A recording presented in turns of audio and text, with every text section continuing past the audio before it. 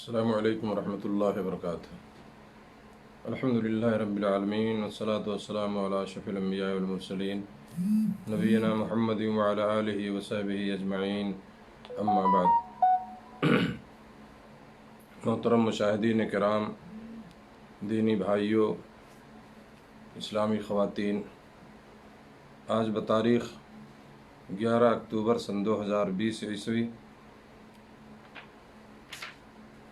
Face بک live کے ذریعے آپ لوگوں سے مخاطب ہونے کا موقع ملا ہے، اور جیسا کہ آپ جانتے ہیں کہ میں نے جو سلسلہ شروع کیا ہے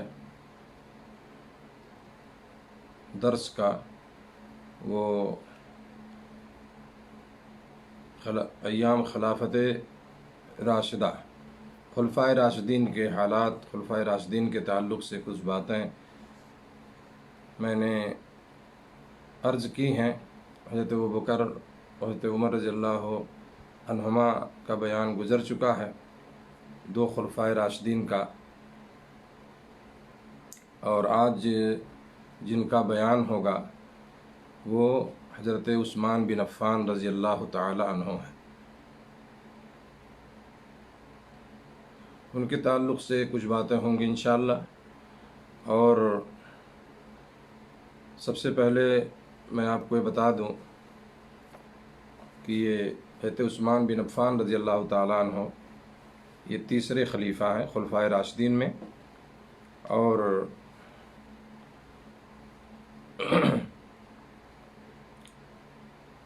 سن 23 ہجری سے لے کر کے 35 ہجری تک ان کا دور خلافت ہے، تقریباً 12 سال۔ اور ان کے حالات کو، جیسا کہ میں نے بتایا تھا شروع میں آپ کو، کہ میں نے اس کتاب سے یہ درس شروع کیا ہے، آئینہ تاریخ ایام، جو عربی کتاب شیخ عثمان خمیس کی عربی کتاب کا ترجمہ ہے اردو میں، بہت ہی اہم کتاب صحابہ کرام کے تعلق سے، خاص طور سے خلفائے راشدین یا اس کے بعد کے جو حالات، جو اعتراضات ہوئے ہیں۔ تو انشاءاللہ العزیز میں اسی کتاب سے اور تھوڑے سے کچھ اضافہ جو اس کتاب میں نہیں ہے، فائدے کے طور پر وہ بھی میں ذکر کر دیتا ہوں، تاریخ پیدائش وغیرہ اور کچھ جو مفید باتیں ہیں۔ بہرحال تو سب سے پہلے ان کا نام و نسب، تاریخ پیدائش وغیرہ کا بیان ہوگا، اور اس کے بعد جو ہے ان کے جو فضائل ہیں، ان کے جو فضائل اور مناقب ہیں وہ بیان ہوں گے انشاءاللہ آج کے درس میں، کیونکہ وقت جو ہے بہت محدود ہوتا ہے، اور بہت لمبی کیا ہے ویڈیو بنانا مقصد نہیں ہے، تو تاکہ چھوٹی چھوٹی ویڈیوز ہوں یا اس طرح سے مختصر وقت ہو، تاکہ سننے والے کو بھی اکتاہٹ محسوس نہ ہو۔ ان ساری باتوں کی رعایت کرتے ہوئے انشاءاللہ العزیز یہ دو باتیں آج بیان کی جائیں گی۔ اس کے بعد جو ہے ان کی خلافت کی بات ہوگی کہ کس طرح سے انہیں خلیفہ منتخب کیا، وہ بھی جو ہے بہت ہی اہم موضوع ہے میرے دوستو، ہے نا۔ اور پھر جیسا کہ آپ جانتے ہیں کہ انہیں شہید کیا گیا تھا، بہت بڑا فتنہ پیدا ہوا، اور بہت سارے فتنوں کا انہوں نے ذکر کیا ہے کتاب میں، اور اس کا رد کیا ہے، اس کا جواب بھی دیا ہے۔ وہ لمبی بحث ہے، تو میں اس کا ایک خلاصہ بیان کروں گا انشاءاللہ، اور ان کے شہادت کے تعلق سے جو باتیں انہوں نے ذکر کی ہیں کہ کس طرح سے جو ہے شہادت کا واقعہ پیش آیا، کن کن لوگوں نے انہیں شہید کیا، ہے نا، کس طرح شہید ہوئے، یہ ساری چیزیں انہوں نے ذکر کی ہیں اس کتاب میں، تو انشاءاللہ اس کا بھی بیان ہوگا۔ سب سے پہلے میرے دوستو، ان کا نام و نسب جو ہے حضرت عثمان بن عفان رضی اللہ تعالیٰ عنہ کا، ان کا نام عثمان بن عفان، یعنی باپ کا نام عفان تھا، عثمان بن عفان، اور آپ جو ہے جیسا کہ انہوں نے مصنف نے کتاب میں لکھا ہے، اور عثمان بن عفان رضی اللہ تعالیٰ عنہ یہ ابو العاص بن امیہ بن عبد شمس بن عبد مناف کی پشت سے تھے۔ عبد مناف سے آپ کا نسب نبی کریم صلی اللہ علیہ وسلم سے مل جاتا ہے۔ آپ کی ماں کا نام عروہ بنت قریظ بن ربیہ تھا، اور آپ کی نانی نبی کریم صلی اللہ علیہ وسلم کی سگی پھوپھی ام حکیم بنت عبد المطلب تھیں. ان کی تاریخ پیدائش جو ہے وہ عام الفیل، جو ہاتھیوں والا سال جسے کہا جاتا ہے، میں نے اس سے پہلے بھی بتایا تھا کہ جو ابرہا نے جو چڑھائی کی تھی، جو عام الفیل جسے کہا جاتا ہے کعبہ کو ڈھانے کے لیے، مشہور واقعہ، اس پہ ایک سورت بھی الم تری کیف فعل ربک بأصحاب الفیل. تو عام الفیل جو مشہور تھا عام الفیل کے نام سے، اس کے 6 سال کے بعد، یعنی وہ واقعہ پیش آنے کے 6 سال کے بعد جو ہے تقریباً ان کی تاریخ پیدائش بتائی جاتی ہے، سن 579 عیسوی. اور جیسا کہ بعض مورخین نے لکھا کہ ان کی پیدائش جو ہے طائف میں ہوئی تھی.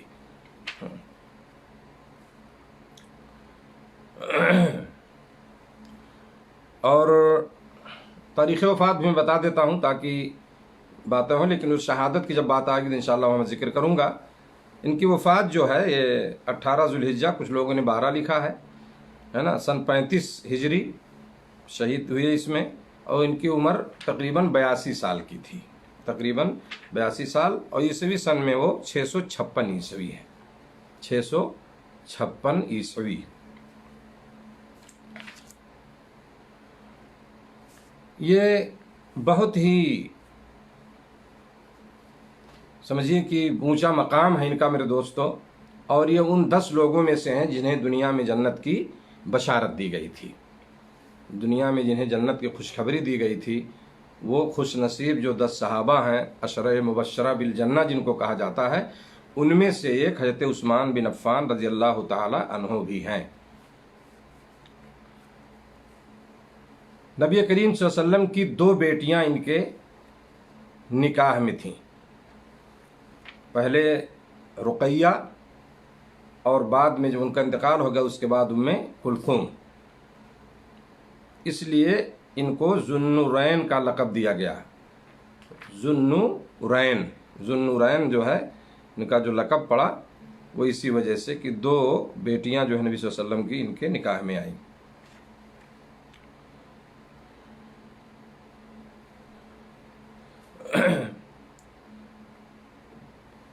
یہ ان کی کنیت جو مصنف نے لکھا ہے وہ لکھتے ہیں کہ ان کی کنیت ابو عبداللہ اور ابو عمر تھی. کنیت جو نام کے علاوہ جو بیٹے کی طرف نسبت کر کے لکھا جاتا ہے، ابو فلاں، ام فلاں، یہ کنیت ہوتی ہے. تو آج بھی عربوں میں رواج ہے، یہ ہے نا. تو ان کی کنیت جو ہے وہ ابو عبداللہ اور ابو عمر تھی.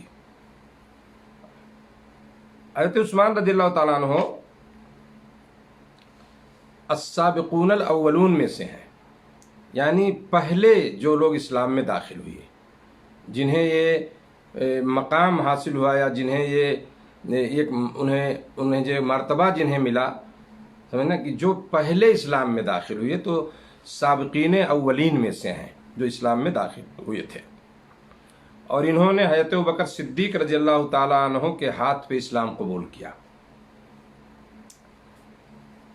حضرت ابوبکر صدیق رضی اللہ تعالیٰ عنہ کے ہاتھ پہ اسلام قبول کیا. حضرت ابوبکر صدیق رضی اللہ تعالیٰ عنہ کی دعوت سے متاثر ہو کر، چونکہ آپ کو معلوم ہے کہ حضرت ابوبکر رضی اللہ تعالیٰ عنہ بھی جب اسلام لائے اس کے بعد وہ بھی دعوت میں لگ گئے، سمجھ رہے ہیں نا. تو یہی میرے دوست دعوت کا اصل طریقہ ہے کہ ایک آدمی اگر ہدایت پائے تو نہیں کہ وہ سمٹ جائے اپنے گھر میں، بلکہ اس کی ذمہ داری بنتی ہے کہ وہ علم حاصل کرے، سیکھے اور دعوت کا کام کرے. وہ یہ اصل مطلوب ہے ہم سارے لوگوں سے، خاص طور سے ان لوگوں سے جو جنہیں ہدایت ملتی ہے، جو یا اسلام میں داخل ہوتے ہیں، تو ان کی بھی ایک ذمہ داری ہے کہ وہ اپنے طریقے سے کیا ہے وہ دعوت کا کام کریں. کیونکہ ایک نیا آدمی جو نیا اسلام میں داخل ہوتا ہے نا، نیا مسلمان جو ہوتا ہے تو اس کی بات اثر کرتی ہے، لوگ اس سے متاثر ہوتے ہیں اور یہ سوچتے ہیں کہ واقعی میں اگر حق نہیں ہوتا تو آدمی کیوں اس میں جاتا، جو ہے کیوں اسلام میں داخل ہوتا. تو بہرحال کوشش کرنی چاہیے. ہدایت تو اللہ کے ہاتھ میں ہے، لیکن ہمارا کام صرف کوشش کرنا ہے. ہمیں دین کی بات لوگوں تک پہنچانی ہے، ہمیں انہیں دعوت دینی ہے، سمجھے نا. اور یہ بہت بڑی ذمہ داری ہے میرے دوستو، اور سب سے بہترین کام ہے میرے دوستو دنیا میں ایک انسان مسلمان کی زندگی میں.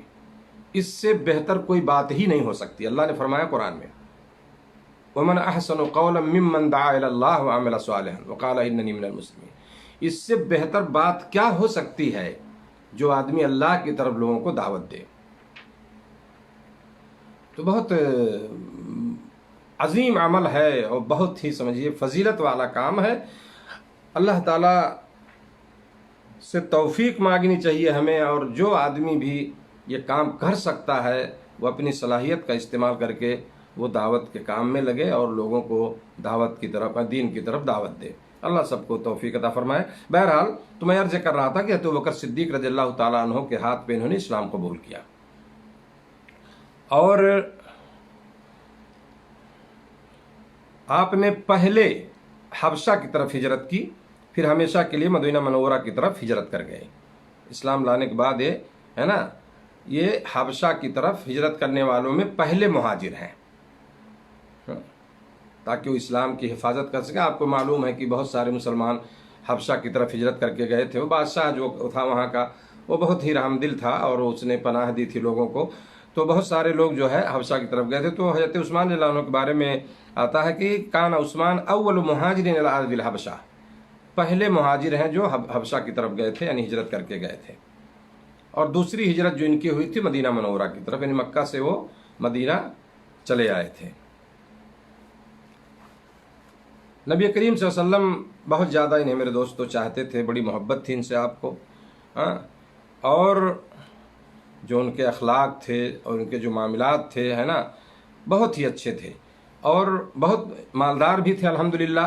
انہوں نے بہت سارا مال جو ہے اپنا بے دریغ جو ہے اسلام کے راستے میں مسلمانوں کی مدد کے لیے، یعنی مومنوں کے لیے جو ہے انہوں نے بہت کچھ کیا اور بہت خرچ کیا جو ہے۔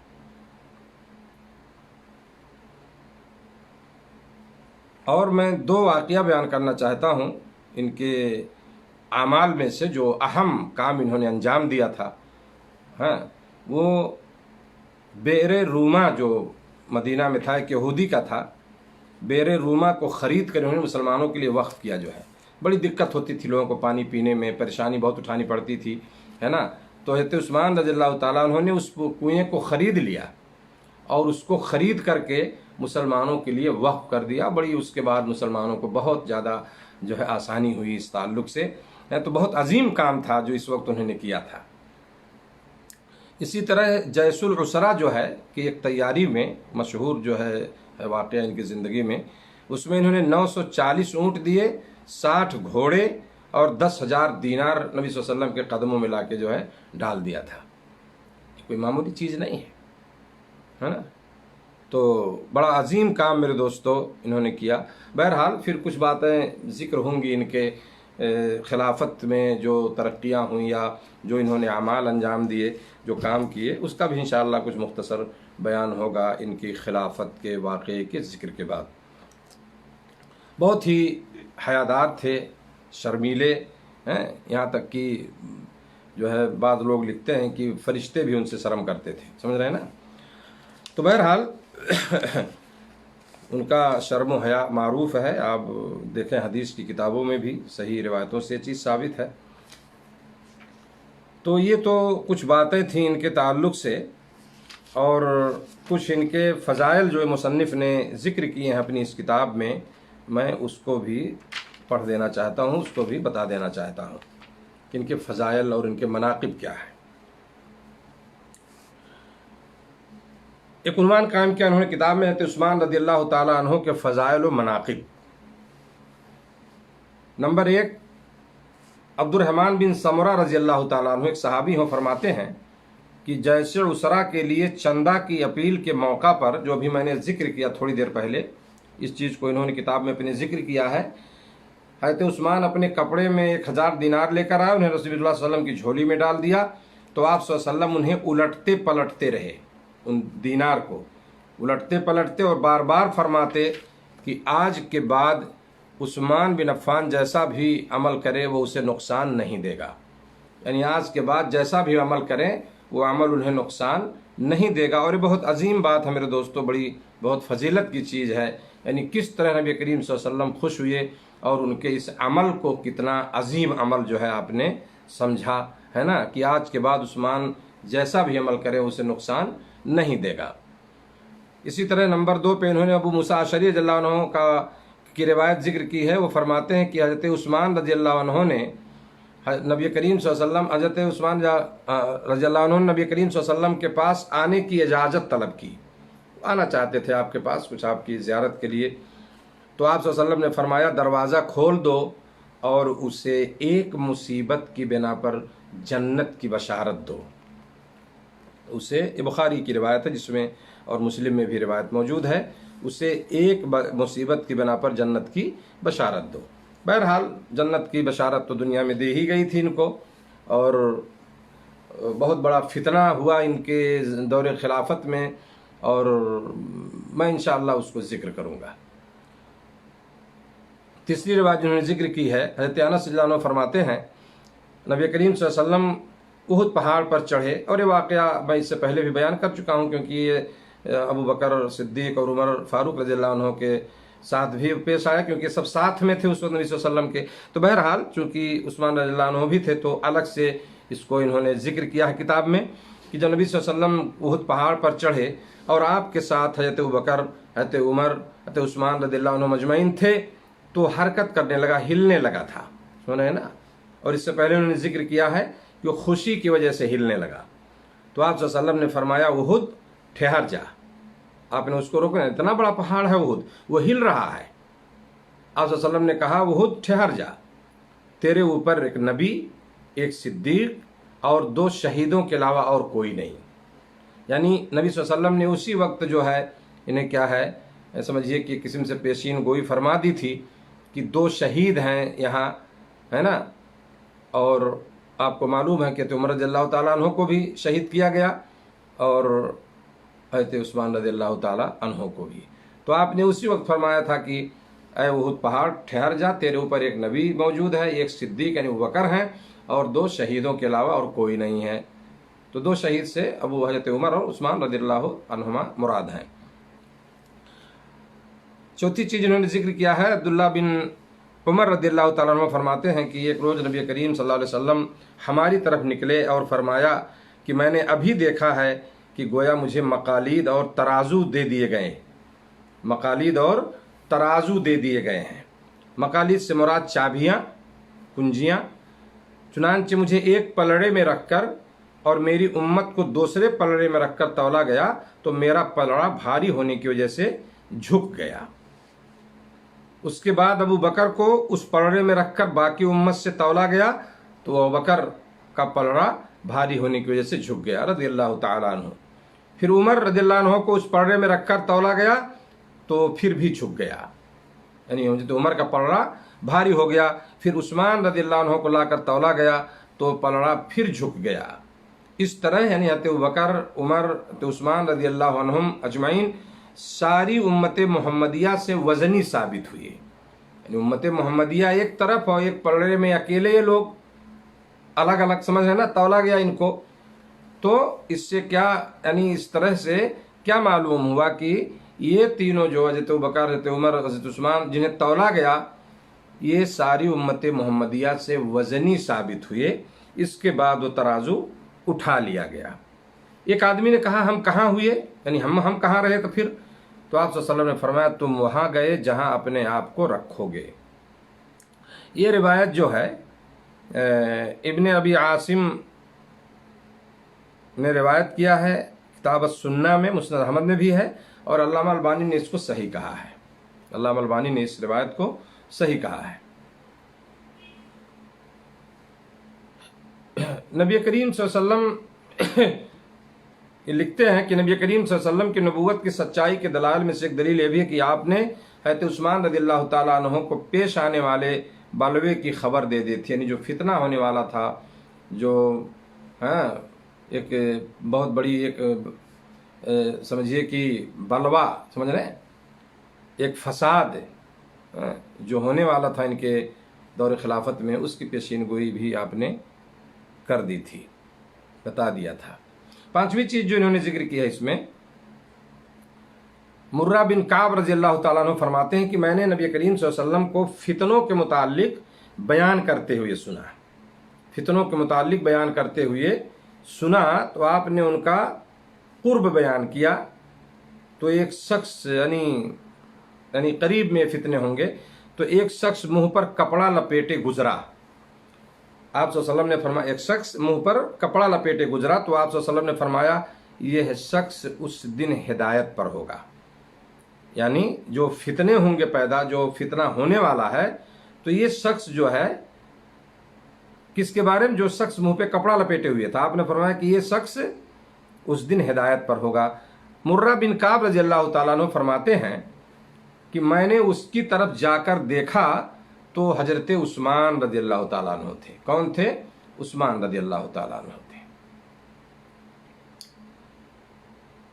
اور چھٹی بات جو انہوں نے ذکر کیا ہے، آخری بات اس کے تعلق سے ان کے فضائل میں، تو عائشہ صدیقہ طاہرہ رضی اللہ تعالیٰ عنہ فرماتی ہیں کہ رسول کریم صلی اللہ علیہ وسلم نے فرمایا اے عثمان، اگر اللہ نے تجھے کسی روز اس منصب پر فائز کر دیا، یعنی منصب خلافت پر، تو منافق تجھ سے اس قمیص کو اتارنے کا ارادہ کریں گے جو اللہ نے تجھے پہنائی ہوگی، لہذا تم وہ قمیص نہ اتارنا۔ ابن ماجہ کی روایت ہے، انہوں نے لکھا ہے مقدمے میں، امام ابن ماجہ نے روایت کیا ہے اس کو، اور یہ مصنف لکھتے ہیں کہ صحیح سند سے اس کو انہوں نے روایت کیا ہے۔